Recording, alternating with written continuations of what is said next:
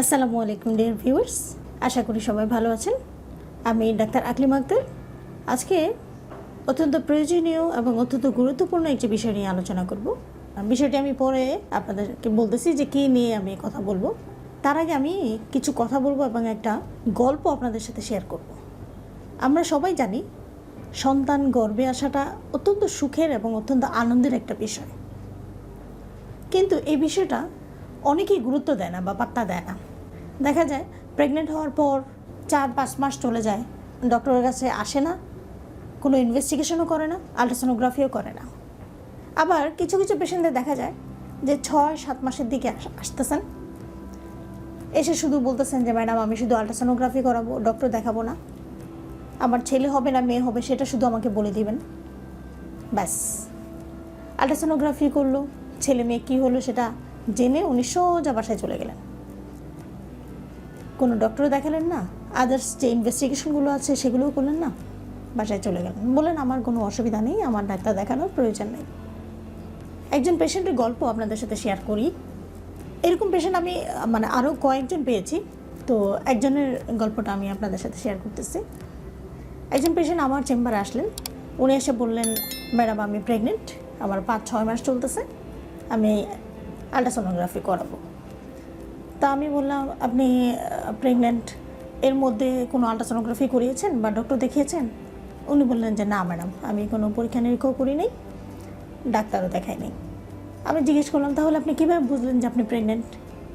Madam আমার 5-6 মাস ধরে মাসিক হচ্ছে না, আর আমি বাচ্চা পেটে নড়াচড়াও টের পাচ্ছি, এবং আমি বাজার থেকে কাঠি এনেও টেস্ট করিয়েছি যে আমি প্রেগনেন্ট, কাঠিতে 2 দাগ এসেছে। তা আমি বললাম ও আচ্ছা ঠিক আছে। তো আলট্রাসোনোগ্রাফির জন্য ওনাকে শোয়ানো হলো। আলট্রাসোনোগ্রাফি করে দেখা গেল যে ওনার পেটে বাচ্চা নাই, ইউট্রাস জরায়ু খালি, উনি প্রেগনেন্টই হন নাই। আমি পেশেন্টকে বললাম আপনি তো প্রেগনেন্ট না মা, আপনার পেটে তো বাচ্চা নাই। উনি তো অবাক, 5-6 মাসের বাচ্চা গেল কোথায়? আমি বললাম যে আপনি বাজার থেকে যে কাঠিটা এনে পরীক্ষা করেছেন ওই কাঠিটার রেজাল্ট ভুল ছিল, আপনি প্রেগনেন্ট হন নাই।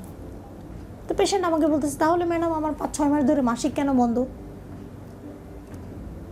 আমি তখন বললাম মাসিক অনেক কারণেই বন্ধ থাকতে পারে, সেটা যে শুধু প্রেগনেন্সির জন্য তা না, আরও বিভিন্ন কারণে বন্ধ থাকতে পারে।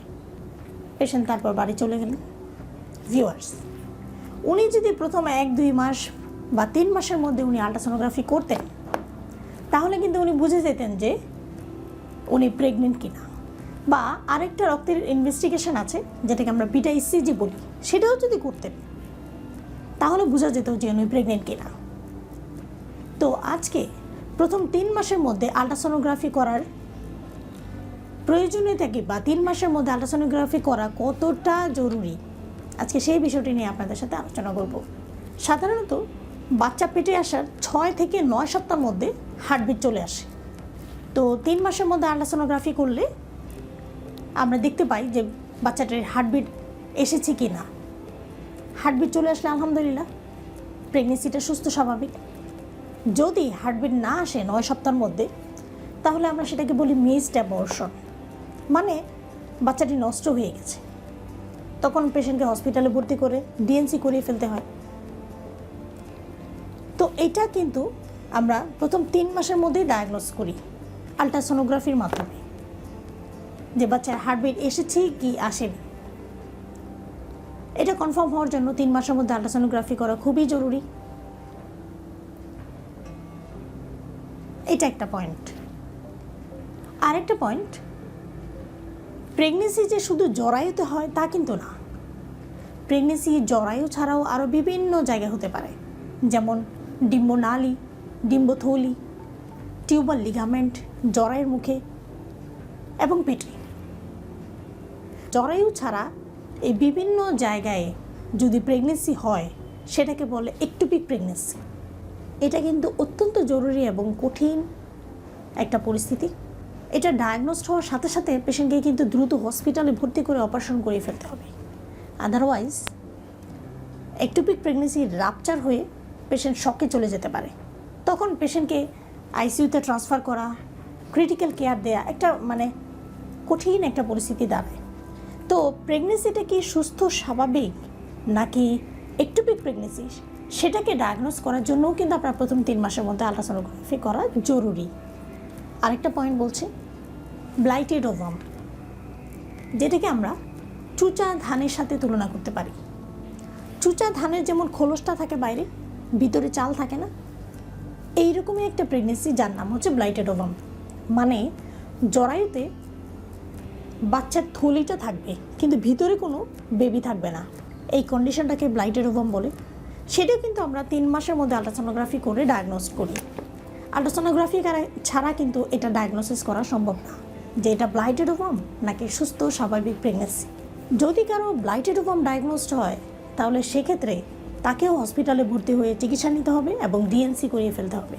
তাছাড়া আপনার প্রেগনেন্সিটি কি সিঙ্গেল প্রেগনেন্সি না মাল্টিপল প্রেগনেন্সি, সেটা জানার জন্যও কিন্তু আপনার 3 মাস পরে একটা আলট্রাসোনোগ্রাফি করা জরুরি।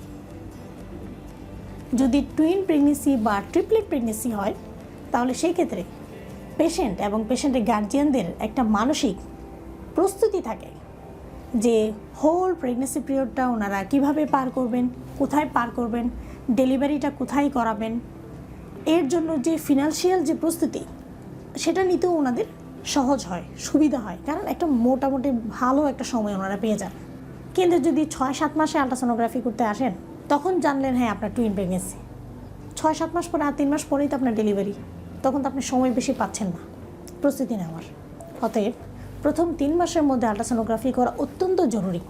যদি 3 মাসের মধ্যে আপনি আলট্রাসোনোগ্রাফি করে ফেলেন তাহলে আপনি অনেকগুলো বিপজ্জনক কন্ডিশন থেকে বেঁচে যাবেন এবং আপনি সেফ সাইডে থাকবেন। যখনই প্রেগনেন্ট হওয়া 3 মাসের মধ্যে অবশ্যই একটা আলট্রাসোনোগ্রাফি করিয়ে নেবেন। ধন্যবাদ সবাইকে।